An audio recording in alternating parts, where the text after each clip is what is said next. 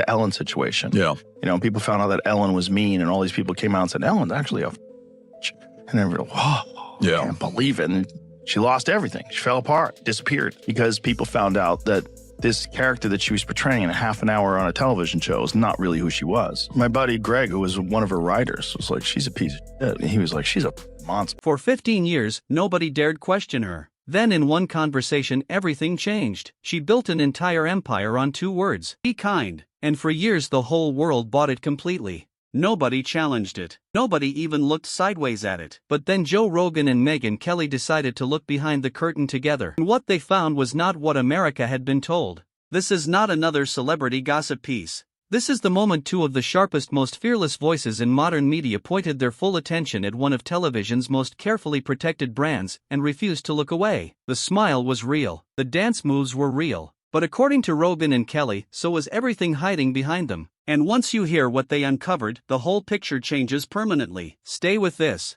because what comes next will genuinely surprise you. It's like a beautiful name, Isis. Ellen's rough. Ellen is like an old... But it's a rough one now. It's a rough one now because she was running Abu Ghraib in the back of her show.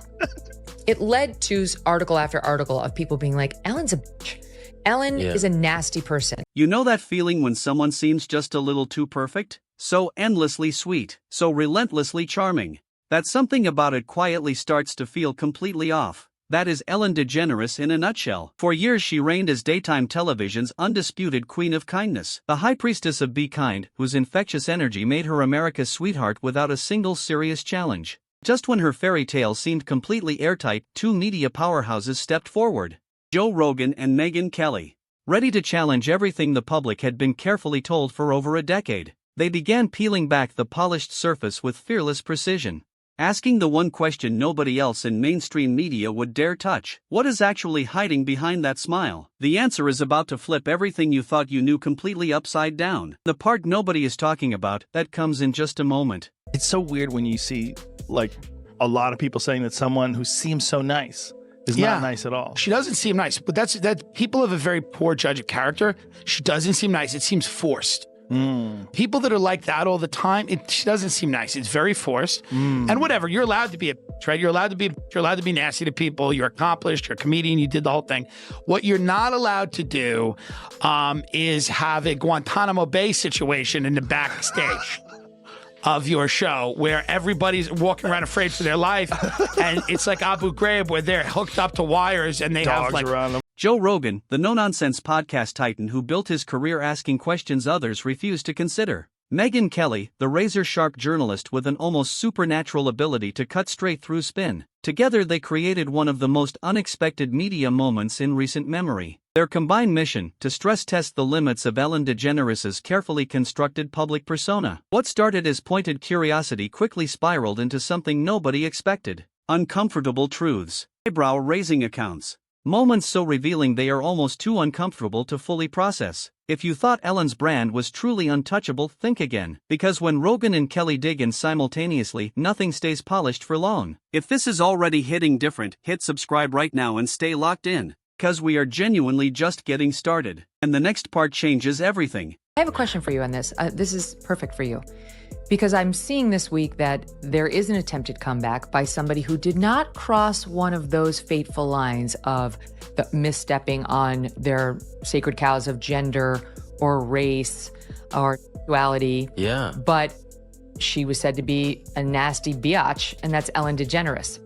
Yeah. So her show got canceled after she had this testy exchange with Dakota Johnson, where something happened where Dakota said, oh, I had this birthday party. And Ellen said, well, why didn't you invite me? You didn't invite me. And she said, like, no, I did invite you, Ellen. That's not what happened. And Ellen had blown her off and then tried to play the victim on the set with her. Anyway, it led to article after article of people being like, Ellen's a bitch.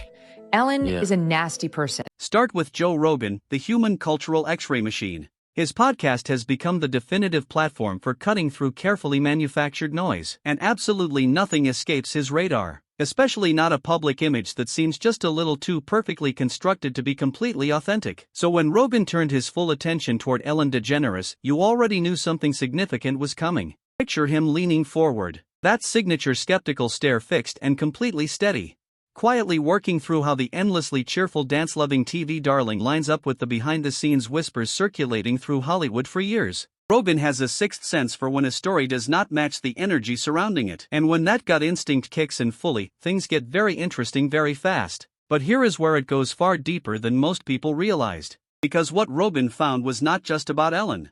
It was about something much bigger hiding in plain sight. And that is exactly where this gets genuinely alarming. All these staffers started to come out, not for nothing, but I know a guy, I know him very well, whose sister worked for her, who said, you were not allowed to make eye contact with Ellen in the halls of that show. If you saw her, this is not a nice person. So she eventually got canceled, but now she's coming back. She's got a Netflix special. That's the right response. Yeah. She's got a Netflix special. And here's the capper. On the promo, and apparently there's now articles out about from people who have seen the preview, she plays the victim. Rogan did not come at Ellen with tabloid energy. This was no shallow celebrity swipe. What he launched into felt more like careful cultural archaeology, methodically peeling back the layers of a persona America had embraced and passionately defended for decades without question. He worked through industry whispers, through stories passed in hushed tones down Hollywood corridors, uncovering first-hand accounts of a workplace atmosphere that clashed sharply with the Sunshine and Smiles brand the world had come to trust completely. Pause on that for a second. Instead of warmth and genuine joy, the picture that slowly emerged was one of tension, relentless pressure, and smiles worn like armor. The same woman who invited the world to dance freely and be kind was suddenly being described as presiding over an environment that felt anything but kind once the cameras stopped rolling. But Rogan did not stop at Ellen. He zoomed out deliberately, using her story to examine something far larger. A celebrity culture built entirely around selling morality and warmth like a product on a shelf. When public virtue becomes pure branding and reality behind the curtain refuses to match the script, the disillusionment hits with devastating force. Rogan was only half the story though. What Kelly uncovered next was operating on a completely different level entirely. They made progress with the strike. They're picketing right now, so I think it's the early stages. I would think it might take a little bit with this one. When someone crosses the writer strike, that's dirty. They crossed the picket line. Yeah, I've never seen anybody doing that yet. I think Ellen did. I had a buddy of mine who was writing on Ellen. Everybody kind of knows now what she's really all about. And that's another one of those. Like, press. I'm so nice and I'm so sweet. Being behind the scenes. Enter Megyn Kelly, arriving from a completely different but equally devastating angle. And this right here is where the entire conversation shifts into something you were genuinely not prepared for. While Rogan dismantled the cultural mythology, Kelly went straight for the operational core with surgical focus. She was not interested in surface-level celebrity commentary. She aimed her investigative lens directly at the corporate empire Ellen constructed behind the curtain. Business decisions nobody questioned, the lawsuits that got buried, the employee complaints that somehow never made it into cheerful press tours watched by millions. Read that again. Kelly drew a sharp, unflinching contrast between Ellen's polished public mantra and the high-pressure reality allegedly unfolding just steps off stage every single day. The very environment producing those famous camera-ready smiles was, by multiple documented accounts, quietly burning out the people working hardest to make the magic happen. And the stories about staff concerns being dismissed without a second thought, Kelly laid those out with precision that left very little room for comfortable denial. The disconnect was so stark it transformed the entire brand, from a beacon of genuine kindness into a meticulously maintained illusion that had been running unchallenged for far too long. And she says, for me, and she actually has the nerve to say that she was run out of Hollywood. This person with she with $100 million in her pocket. $450 million, according to Forbes. That's a low estimate. Yeah. Because so now she's out there saying, I was run out of Hollywood. She's actually reportedly complaining about how hard it is for women in America with the double standards. Look at Oprah, how hard it is for her. Oh, she's got, like 10 houses, Ellen DeGeneres? Michelle Obama, look how hard it is for women in America. They're hurting. They're going to let her back in, Rob, because she's a lesbian, she's a leftist, and she didn't hit one of their sacred cows. But here is what makes this genuinely bigger than one celebrity story. Megyn Kelly did not stop at holding Ellen's brand to the fire. She called out the entire media machine for actively helping keep that illusion burning completely unchecked for over a decade. Think about what that actually means. Mainstream outlets consistently and deliberately tiptoed around Ellen's growing controversies, choosing without hesitation to protect the feel-good image rather than challenge it honestly. Kelly was not in the business of preserving comfortable illusions. He dragged those contradictions into full unfiltered light, not for manufactured scandal, but to expose the raw, consistently ignored human reality hiding just beneath the celebrity branding millions had accepted without question. Now pair that investigative precision with Rogan's unfiltered cultural skepticism, and you have a combination that most public figures are completely unprepared to face. Rogan laid the groundwork, dismantling the myths systematically. Kelly delivered the documented receipts, exposing the machinery that kept the Ellen brand carefully protected for years. Are you starting to see the full picture now? Because the next part is where it gets uncomfortably real. Look at it. Oh, well, you know where that is too, right? It's a similar image to that, right? No. I know Jamie does. What is it? It's on the set of a famous talk show that's now not on anymore. Oh, Ellen? Was that Ellen? Yeah. Really? But just look at the temple and then look at the... Let me see Ellen's background. To be completely clear, this was not a petty takedown. Not a mean-spirited attack designed purely for entertainment. What Rogan and Kelly accomplished together felt more like pulling back the velvet curtain on a dazzling magic act that had been running far too long without a single serious challenge. The sparkle was absolutely real, but so were the smoke and mirrors producing every carefully choreographed moment of it. Their combined approach was less about outrage and more like that one brutally honest friend who grabs your arm mid-bad decision and says, "Wait, are we actually buying all of this without asking a single question?" It is the kind of truth that stings, the kind that catches you completely off guard after years of comfortable belief. So where does this genuinely leave Ellen DeGeneres right now? Her once gleaming be-kind crown has taken undeniable and very public dents that cannot simply be polished away. The immaculate kingdom of daytime television she once ruled without question now feels more like the set of a behind-the-scenes documentary nobody was ever supposed to see. If this breakdown is giving you a completely different way of looking at this story, hit like and drop your thoughts in the comments below. Which part of this hit hardest for you? 'Cause the next part of this story is where the real cultural earthquake begins. Her back in, Rob, because she's a lesbian, she's a leftist, and she didn't hit one of their sacred cows. Nastiness, that's their bread and butter.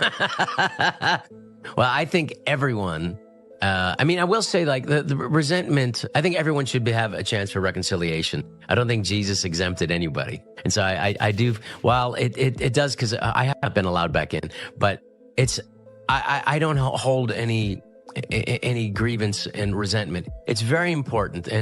And I would just say for Ellen, the resentment, you have to know, you have to get over resentment to whatever addiction or addictive qualities happen, to get over it. Here is the real kicker. This is far bigger than spilling celebrity tea, and everyone needs to understand exactly why. When two powerhouse voices from completely different corners of the media world collide with this kind of precision, they smash straight through the echo chamber. The one where celebrity stories either get worshipped without question or quietly buried without a trace. Think carefully about what this specific combination represents. Joe Rogan, the counterculture titan, built a podcast empire by giving skeptics and unconventional thinkers a platform with zero corporate handlers. A man whose entire identity is built on raw, relentless curiosity and an absolute refusal to buy the marketing being sold to him.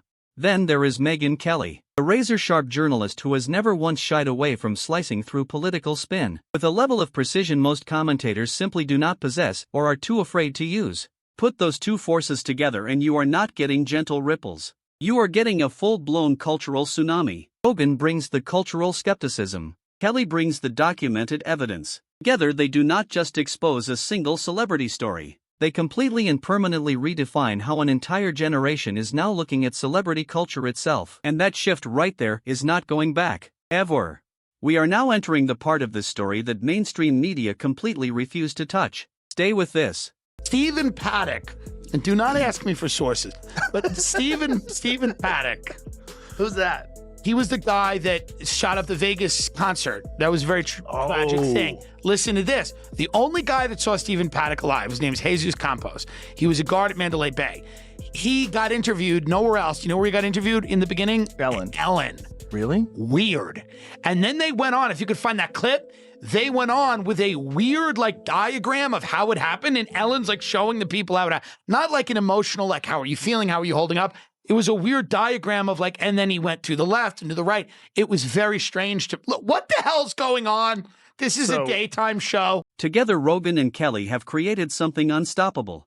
A cultural feedback loop actively rattling the very foundation of how celebrity worship has operated in modern media for decades. And why does that matter beyond the entertainment value? Because the public is no longer willing to simply accept what they are given. Full stop. People are finally asking what should have been asked years ago. How much of what we see daily is polished PR and carefully maintained mirrors? Authentic is the kindness being packaged and sold to us by the biggest names in entertainment. Pause on that for a second. Suddenly the idea of celebrities as flawless, untouchable cultural icons feels not just outdated, but almost embarrassingly naive when examined honestly. This is not just Ellen's crisis. This is a seismic and irreversible cultural shift happening right now in real time. Audiences are demanding real authenticity, flaws and all. They want stories that go beyond the glitter. Ones that peel back the curtain on the complicated human reality that has always existed behind the spotlight but was never allowed to surface. This right here, this is the moment the conversation permanently changes. What comes next is exactly why nobody in Hollywood wanted this conversation to happen in the first place. Lesbian that should tell you uniform. something. Yeah. Like, that's an odd look with all those buttons. Like, why do you have so many wrist buttons? It was given to her in Langley. The only reason why you have that many wrist buttons if you're looking to clothesline somebody. Yeah, You know, look at her. mark Look at them. her. Everyone says she looks so friendly. She looks friendly. She does look very military. Yeah, she's a militant woman. With a very expensive watch. She too. dealt with a lot of discrimination, which it came out. It was very sad, but then she joined the CIA. Her house got broken into while she was at home. Really? Yeah. She got a dope place in Montecito. And they broke in while she was there. Yeah. And those people are still being tortured to this day. Probably. They're still in an underground jail. Instead of fueling cheap public feuds or manufactured drama, Rogan and Kelly proved something genuinely important. You can expose real contradictions, challenge deeply entrenched narratives, hold high-profile figures meaningfully accountable, all with intelligence, precision, and nuance that actually respects the audience watching. No shouting, no personal attacks, no manufactured outrage. Just the truth, delivered with devastating calm. And here is what nobody is saying out loud right now. This was never about Ellen specifically. It was about a system. A machine. One that has been running unchecked and unquestioned for decades, producing carefully packaged heroes for public consumption while protecting what happens behind closed doors at all costs. Rogan and Kelly did not just pull back one curtain. They handed the audience the tools to start pulling back every curtain. The spotlight is now pointed at every carefully constructed brand in entertainment, making it significantly harder for any curated image to slip by completely unexamined going forward. We are not going back to blind celebrity worship. That era is officially over. This marks the beginning of something that cannot be undone, where authenticity is not just a buzzword, but an actual non-negotiable expectation audiences hold firmly and refuse to surrender. Regardless of how big the name is, regardless of how long the performance has been running, the receipts always catch up. Always. All people on earth to be feeling sorry for herself, Ellen DeGeneres should not be on the list. She should at least, but make a real apology and do it. There's no apology. It's just woe is me. I was run out of Hollywood as she speaks from this grandiose stage on Netflix. Hello, you haven't been canceled if you are doing a Netflix special. She got $20 million for the one before this. I'm sure she's fine. At the end of the day, this entire saga delivers one powerful, unavoidable reminder. In a world completely obsessed with manufactured image, the truth has a patient and persistent way of eventually slipping out. Especially when fearless voices like Joe Rogan and Megyn Kelly step forward together and simply refuse to look away. If Ellen's carefully constructed legacy takes a meaningful hit in the process, maybe that is precisely what needed to happen. Because sometimes the real price of genuine progress is having the courage to expose the cracks in our most beloved and comfortable fairy tales. Scraping away the carefully applied gloss until the real story underneath can finally breathe freely and be heard honestly. So the next time you see someone preaching kindness from a polished stage or a perfectly lit screen, pause for just one honest moment. Ask yourself what is actually happening behind that curtain. Because sometimes the brightest, most carefully maintained smiles conceal the messiest realities. And sometimes it takes genuinely fearless voices to bring those realities permanently into the open. Reminding every single one of us that real authenticity will always matter more than any polished performance. No matter how long it runs. No matter how many people it fools. If this breakdown gave you something real to think about, hit like right now, subscribe, and tell me in the comments which moment in this story genuinely hit hardest for you personally. Because if Rogan and Kelly proved anything today with absolute certainty, it is that the questions we are most afraid to ask are always exactly where the most important answers are hiding. And those answers, they are not going anywhere.